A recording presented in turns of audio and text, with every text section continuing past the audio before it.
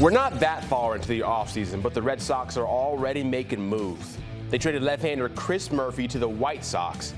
Murphy went 3-0 with a 3.12 ERA in 23 relief appearances, over 3 stints with the Red Sox this past season. In return, they're getting back minor league catcher Ronnie Hernandez in the deal. The 21-year-old Hernandez hit .251 with 4 homers, playing single-A Kannapolis ball this past season. Already, they've made some wheeling and dealing, bringing in a few guys, hitting in a few guys away. But this, we can say, is small fish compared to the big fish type of moves that we are targeting for the Red Sox and their offseason. And when we talk about offseason moves, there's only one person who we can discuss things on the diamond with, and that's the king of diamond talk, Jim Bowden, who's tapped in with us. And Jim, we've gone through some other teams already this offseason and talked about the moves that they should make and can make or should make, as you say, to get better. Now it's the Red Sox turn. Before we really get a deep dive into it, I want you to walk me through the 5 goals you say the Red Sox should try to accomplish in this offseason.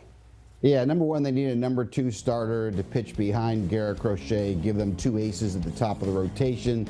It's important they have that. The other teams in the division do. Number 2, they need to either re-sign Alex Bregman at third base or replace him. That's a very important position, whether that's in free agency or in-house. Number 3, it's time to get a permanent solution for first base. No more waiting on Tristan Casas. No more platooning at first base. Number 4, bullpen depth. I'll say this for all 30 teams. Look, the Red Sox have the impact closer in Chapman. They've got strong setup relievers, but they need more depth in that bullpen. And then finally, keep Jarren Duran. I am so sick of the rumors of him maybe being traded to Philadelphia or the Dodgers or the Padres or the Guardians. He's one of their best players. We need to keep him. All right, let's now fully get into all 5 of those goals. And we start at the top with a number 2 starter for your goal number 1. And how much of that for you is keeping up with the Joneses, like you mentioned, when you look at their division?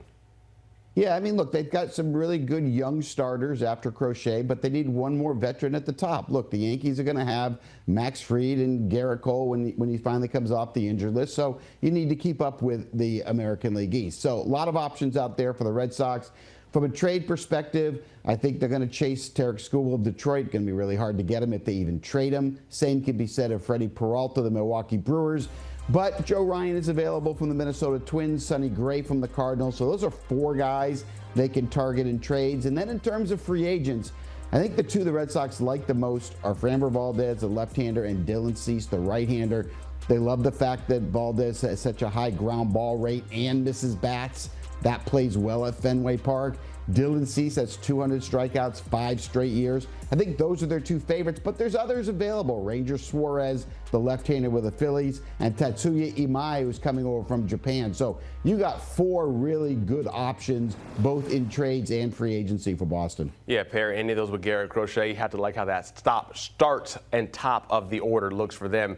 We go over to the third base for goal number 2, and they had Mr. I play third, Rafael Devers, but they traded him away, and now it's time to go ahead and get a third baseman instead?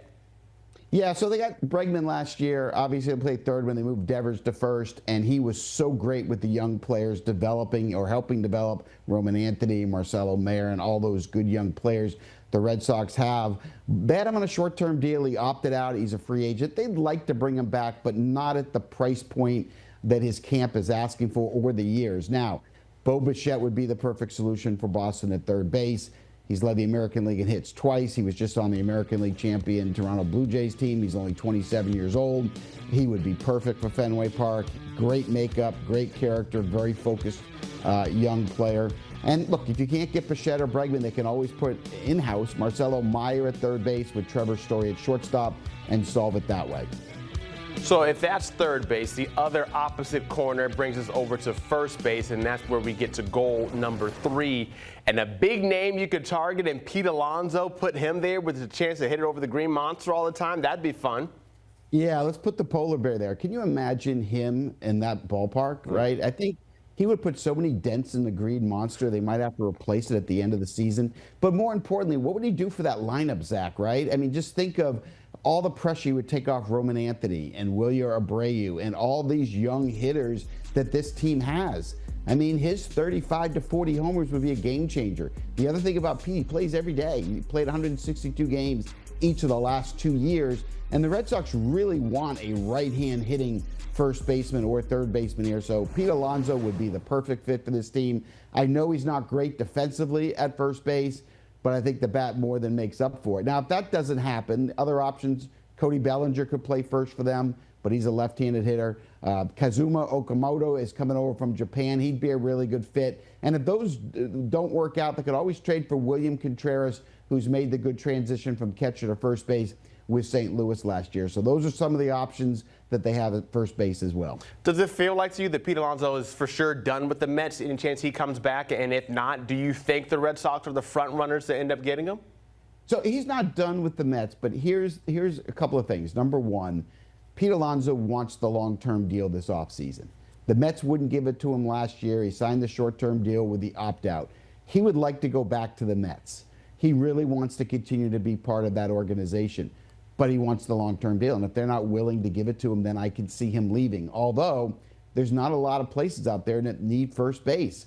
I mean, really, besides Boston, there's not another team, especially a big market team that can afford him, that wants him. So he's got to hope that Boston is playing here. Otherwise, he may have to go back and get a short-term deal. But no, I still think there's a possibility he returns to the Mets. I know Steve Cohen's a big fan. The only thing that concerns me is David Stearns, the president, keeps saying, run defense, run prevention. That's what I need, run prevention.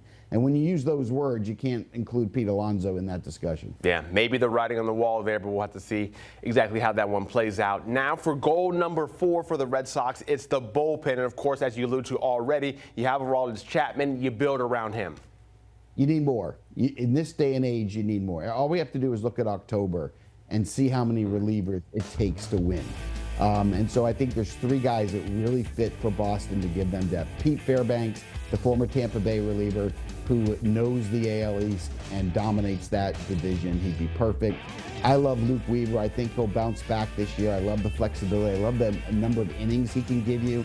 He's not a one-inning guy. He can give you 6 outs and get you 9 outs. And Kyle Finnegan, who was a national, traded to the Tigers at the deadline, pitched really well for them last year. He'd be a good fit in Boston as well. So I think one of those 3 relievers would be a nice fit for Boston. 5th and final goal for you for the Red Sox is to keep Jarren Duran, but that comes with an asterisk. Can you explain that? Yeah, I mean, it comes with an asterisk because I think what's important is they need their best defensive outfield out there, and that is Wilyer Abreu in right, who is a Gold Glove right fielder. That's Cedar Rafaela in center. He's a platinum defender in center. He needs to stay there. And the rookie Roman Anthony, he's got to stay in left field. That needs to be the outfield. So how does Duran fit? I like him as a DH. Or I like him as a DH and give each outfielder a day off once a week. So each week he can play 3 games in the field, 1 game in right, 1 in center, 1 in left, and then he DHs the other games. Duran's one of their best players. He's an all-star. He has a lot of fun. He's a great clubhouse presence. He brings high energy and enthusiasm to the ballpark every day. I can't stand the trade rumors that I keep hearing with Duran. They need to keep him. They need him, and I think that's how you fit him in. Why do you think those trade rumors are out there and just keep fluttering everywhere? Well, I think the reason is this. Again, they want Abreu, Rafael, and Anthony to be the outfield, right? They don't want to put Duran at DH. And I think they feel in the front office, if they can trade him for a young starting pitcher, or they can trade him for a corner infielder, either a third baseman or a first baseman, they feel like that would be a better fit for the team. So that's kind of why these rumors are out there. But I think you can solve first and third base in a different way without trading Duran, and certainly you can solve your starting pitching in free agency. I think the Red Sox are better served doing that and keeping Duran. He is our GM, Jim Bowden, the king of Diamond Talk, giving you that 5-step plan for everything the Red Sox should do to truly become contenders. Jim, thank you. Appreciate it so much. And to become a contender, you can win the World Series. And as it stands right now, the shortest odds to win that World Series title in 2026 are the Dodgers. Yet again, that plus 360. You'll find the Red Sox on the right side of your screen sitting at 18-1, but the AL East well represented with the Yankees and Blue Jays also up there.